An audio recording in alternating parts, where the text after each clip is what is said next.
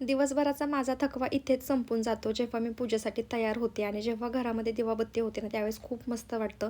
माझ्या दिवसाची सुरुवात पण देवपूजेपासूनच होते आणि जेव्हा संध्याकाळी मला किचनमध्ये जायचं असतं ना त्याआधी पण मी मस्त अशी दिवाबत्ती करते आणि मगच कामांना सुरुवात करते. त्याने ना घरामध्ये खूप जास्त पॉझिटिव्हिटी येते.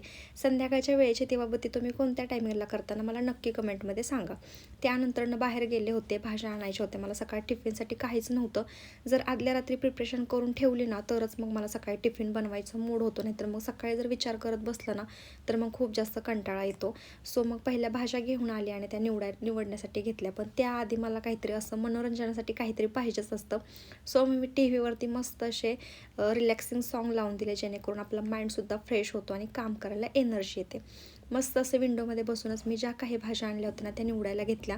मेथीची भाजी ना फक्त एकच गड्डी आणली होती, कारण ना ॲट अ टाईम 2 निवडायच्या म्हटलं ना की खूप जास्त वेळ लागतो आणि एक पुरते म्हणजे टिफिनसाठी एक बस होते. त्याच्यासाठी मग मेथी आणली होती, कोथिंबीर आणली होती आणि थोड्याफार बाकीच्या भाज्या पण म्हणजे जसं की आलं, लिंबू असं काही काही आणलं होतं. ते सगळं भरून ठेवलं. पण तोपर्यंत मग मी हे पण सगळं निवडून घेतलं. सकाळ मला भाजी बनवायची होती त्यामुळे मी लसूण पण सोलला आणि खरं तर मी असं संध्याकाळचा लसूण सोलून ठेवत नाही किंवा आधी प्रिपरेशन लसणाची करतच नाही. जेव्हा मला भाजी बनवायची त्याच वेळेस मी सोलून ठेवते. पण आज म्हटलं की चला आता उद्यासाठी आपण आत्ता सोलून ठेवूयात.